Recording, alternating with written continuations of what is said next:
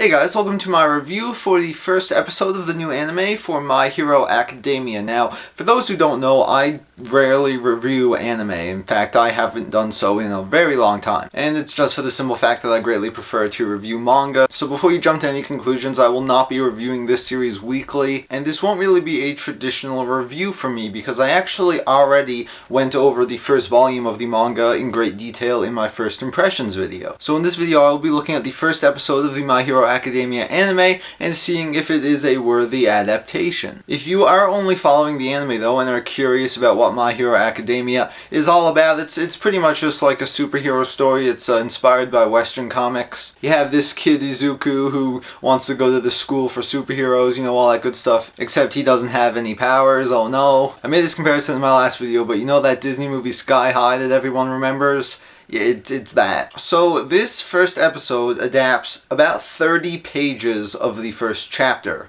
which is only half of the first chapter, which kind of surprised me. I figured they would at least adapt the entire first chapter, which is what usually happens when a manga gets adapted. However, it was pretty much a perfect adaptation of the first 30 chapters. I was following along the manga as I watched, and yeah, it was pretty much the exact same thing. If you do want to know, one of the reasons I prefer manga though is because this was only 30 chapters, so I spent 24 minutes watching something that it would have taken me like 5 minutes to read. But let's talk about some of the stuff that the anime adds to the story. The animation is wonderful. It is really good. They represent the mangaka's art style very, very well, and a lot of these scenes were recreated in the anime just like they are in the manga, and it was really, really cool to see it come to life. The opening and the ending songs were really cool, really awesome, and all of the action scenes and stuff like that is above average. It was really, really well done. I wouldn't put it as high as, you know, One Punch Man levels of animation, but it was still pretty awesome. Now, from what I understand, this series will go on for 12 or 13 episodes, so it will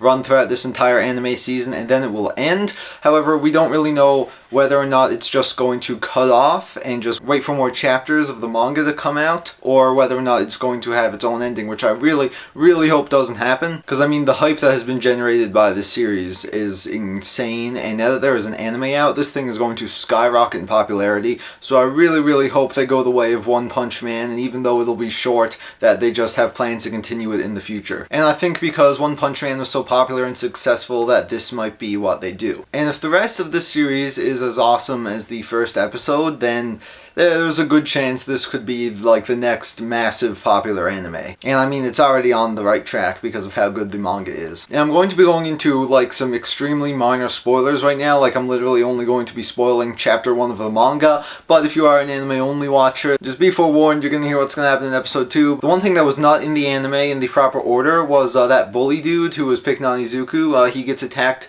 by the goop monster right here when it escapes, and we don't see that scene in the anime. However, it kind of makes sense not to, because it seems like that is going to be the main point of the second episode. So from the standpoint of a TV series, it does make sense not to just like throw that in at the end and save it for the next episode. There's one thing though that I wish they had in the anime. So it ends with Izuku and All Might on this rooftop, and Izuku, he's like, oh, can't someone without a quirk become a hero like you, right? And that's pretty much how it ends. Now this could just be a personal preference, but I really wish it had ended with this scene where right after he's asking him this important question, All Might just turns into his, you know, normal form, and then he like coughs out blood and he's like, I am All Might. I mean, if the episode ended there, I mean, I would be laughing. It would have been awesome. And honestly, it would have made more sense to me to end with this scene instead of starting the next episode with it. But I mean, other than that, this episode was just a wonderful, wonderful adaptation, and hopefully the rest of the series continues to adapt this manga so well. I honestly haven't read all that much of this manga myself, but if you are an anime only watcher, you have a lot to look forward to. And while I don't really have the time to catch up to this manga with all the other stuff I'm reading and school, I have decided that I will be following along in the manga with the new episodes of anime that come out,